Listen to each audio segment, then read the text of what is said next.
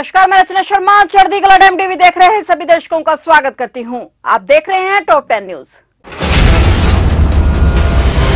राजधानी दिल्ली में पुलिस ने गैंगस्टर्स के खिलाफ कड़ी कार्रवाई की है। गैंगस्टर्स से जुड़े बदमाशों के ठिकानों पर छापेमारी की गई है। मुठभेड़ के दौरान एक शूटर घायल हो गया। राजधानी दिल्ली में पुलिस ने गैंगस्टर्स के खिलाफ एक ऑपरेशन को अंजाम दिया और वहीं नांगलोई और अलीपुर फायरिंग के शूटर के साथ स्पेशल सेल की मुठभेड़ हुई। शाहबाद डेयरी में पुलिस ने गोली मारकर एक को गिरफ्तार किया है। जानकारी के मुताबिक लिस्ट में लॉरेंस बिश्नोई, नीरज पवानिया, काला जेठेड़ी, आसिम बाबा, टिल्लू ताजपुरिया गैंग से जुड़े सहयोगियों के ठिकानों पर कार्रवाई की गई है।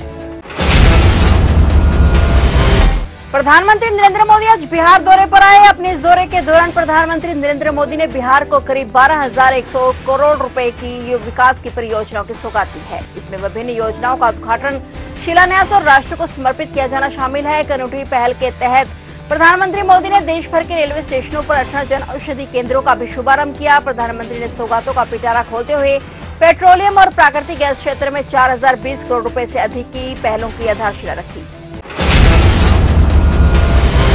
झारखंड विधानसभा चुनाव में आज पहले चरण की वोटिंग हुई। झारखंड के 81 सदस्यीय विधानसभा के पहले चरण के लिए आज चुनावी भारी सुरक्षा व्यवस्था के बीच संपन्न हुए हैं। इसके अलावा आज 10 राज्यों के 31 विधानसभा सीटों पर उपचुनाव भी करवाए गए हैं, जिसमें केरल की वायनाड लोकसभा सीट की भी उपचुनाव के लिए वोटिंग शामिल है। आज कई दिग्गजों की किस्मत ईवीएम में कैद हो गई है। आज विधानसभा चुनाव और उपचुनाव के चलते सभी पार्टियों के लिए बड़ा ऐतिहासिक दिन रहा।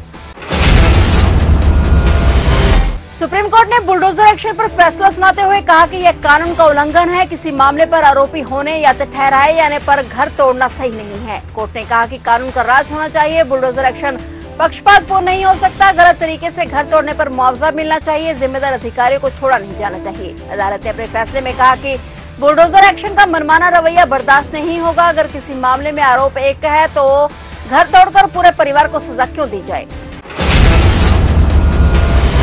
हरियाणा विधानसभा के शीतकालीन सत्र की कार्रवाई आज से शुरू हो गई है। यह सत्र 13, 14 और 18 नवंबर को 3 दिन चलेगा। सेशन के दौरान इस बार प्रश्नकाल और शून्यकाल नहीं होगा। वहीं कांग्रेस बिना नेता प्रतिपक्ष के सत्र में उतरे हैं और आज हरियाणा विधानसभा के शीतकालीन सत्र की कार्रवाई के पहले दिन राज्यपाल बंडारू दत्तात्रेय ने अभिभाषण दिया। राज्यपाल ने कहा कि हरियाणा सरकार ने हर क्षेत्र में समान विकास किया है। सरकार गरीब, युवा और महिलाओं के साथ है। किसानों के लिए सरकार बेहतरीन काम कर रही है।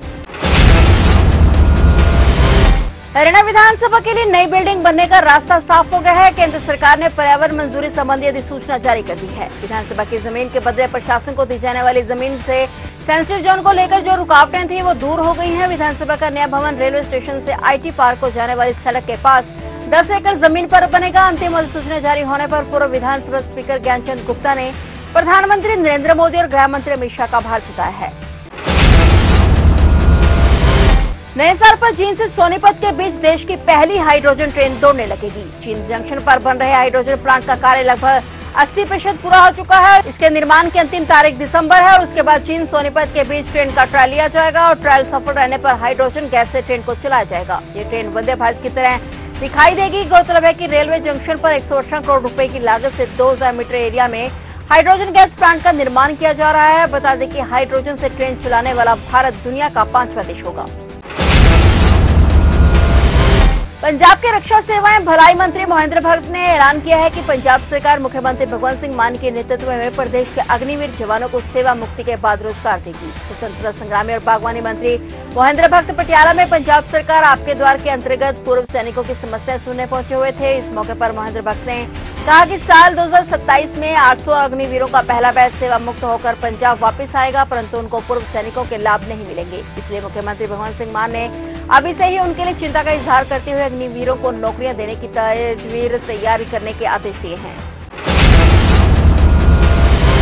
मणिपुर में पिछले साल भड़की हिंसा अभी तक थमी नहीं है। ताजा हमलों और कानून व्यवस्था के मद्देनजर केंद्र ने करीब 2000 कर्मियों वाली 20 अतिरिक्त CRPF कंपनियों को राज्य में भेजा है। सूत्रों ने बताया कि गृह मंत्रालय ने इन इकाइयों को हवाई मार्ग से लाने और तत्काल तैनाती के आदेश जारी किए। गौरतलब है कि सोमवार को CRPF के साथ भीषण मुठभेड़ में कम से कम 10 संदिग्ध आतंकवादी मारे गए थे। ये मुठभेड़ तब हुई जब वर्दी पहने और अत्याधुनिक हथियारों से लैस उग्रवादियों ने जिरीबाम जिले के जाकुरधोर में बोरोब्रेका पुलिस स्टेशन और उससे सटे CRPF कैंप पर अंधाधुंध गोलीबारी कर दी थी। भीषण मुठभेड़ के बाद बल ने अत्याधुनिक हथियारों का एक बड़ा जखीरा भी जब्त किया है। रियासी के कला मोड़ पर सवारियों से भरी एक बस हादसे का शिकार हो गई। बताया जा रहा है कि सवारियों से भरी बस और मिनी बस आपस में टकरा गई, जिससे 15 लोग घायल हो गए। जानकारी के मुताबिक श्रद्धालुओं से भरी बस शिवखोड़ी दर्शनों के लिए जा रही थी और बस में 40 लोग बैठे थे। मिनी बस जो कि खाली थी, रियासी से कटरा की तरफ जा रही थी। दोनों की आपस में जबरदस्त टक्कर हो गई। हादसे के बाद घायल लोगों को बस से बाहर निकाला गया, जिन्हें उपचार के लिए अस्पताल में भर्ती कराया गया है। फिलहाल टॉप 10 न्यूज में इतना ही, और नए समाचारों के साथ फिर से हाजिर होंगे। तब तक के लिए देखते रहिए चढ़ती कला टाइम टीवी और मुझे दीजिए इजाजत। धन्यवाद।